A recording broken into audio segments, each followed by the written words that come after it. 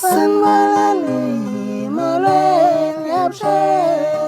tumelangi Sanmalali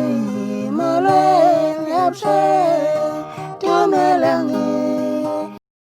Sanibonani molweni abusheng tumelang sanibongelela futhi sanamukela kwizinto zenzeka sithemba ukuthi nonke niyaphila niphile sama ukhulukena wonke umuntu ocindezela subscribe secode noma ocindezele ukucindezela khonza bomo oqala uthola ama video mabe siwaposta siyabonga hey izinto ziyenzeka maskani ziyenzeka okay empeleni kahle kahle nje kujwayelekile ukuthi abaculi bekhiphe bese balindele ukudlala ukhosini kwesikhathi bekhiphe futhi bese siba side isikhathi lapho khona bengadlala ukhosini kodwa sekwenzeke manje kumageza amahle ekuthenini bakhiphe album ngomhla 31 August lapho nabekhiphe album ethi DM Sakazi bayikhipha album lena ngomhla 31 kodwa kuze kwadlalwa ngisho ama-album athize aphume kamuva okanye ingoma eyithize iphume kamuva kunayo i-album yabo khona kololo Ukhozi FM abanye abaningi bebekhononda-ke bethi hayi bo Ukhozi lwenze kanjani ukuthi kuba ama-weekend kodwa still adlala la kufika khona uSikiya Ngoma still adlala kufika khona uSikiya Ngoma kube ukuthi adlala base bekhononda-ke abantu ko-Facebook nakwenkundla zokuxhumana nje zonkana bethi kwenzeka kanjani lokhu ukuthi kube ukuthi amageza amahle wona wadlala ekubeni kodwa ukudala bakhiphe sekudlala abantu abade bekhiphe kamuva kunawo wona engakadlali kodwa-ke bese basho abanye besho ukubona kwabo ngendlela yabo ukuthi ngaba yisiphi isizathu kodwa sithe sasibamba esikathulisana Mfokomyeza la khona ebeke khona uvulo wakhe naye uvele wathi kena ngomhla ka-23 August wathi uthe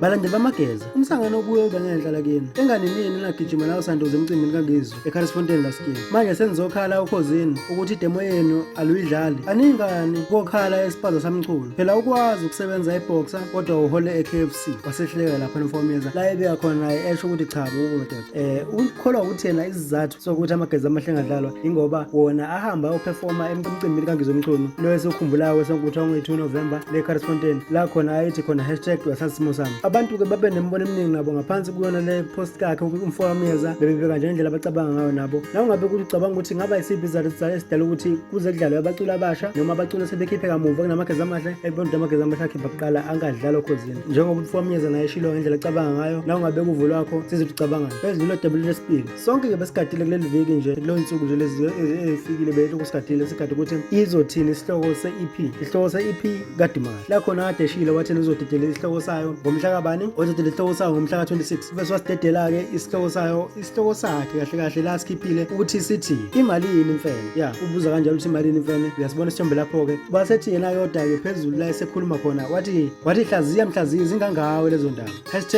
#imali yini imfene usho uhlaziya-ke nawe laphana usho ucabanga ukuthi imali naleli album ngoba uzoyidedela ngomhla ka-28 kuwona August la zobe ikhipha khona-ke le EP yakhe lena sengibhekile ngathi album i-EP uzodedela khona i-EP yabuza khona ukuthi imali imfene awuhlazi-ke nawe usho ukuthi ucabanga ukuthi ngabe imali nani mawule usuyizwile-ke mhlawumbe futhi imfene le yamampela noma imfene le okuthi sifenqe ngoba phela siyazi udumahle udume kabi ngapha epenini ukuthi umubi kabi nje umzimba uyalishaya ipeni manje-ke akubeke nawe ucabanga ukuthi usho ukuthi le mfene le ucabanga ukuthi yona lena imfene yamampela okanye imfene le eyisifenqe bese kuba ukuthi sina nawe sidibana ngokuzayo.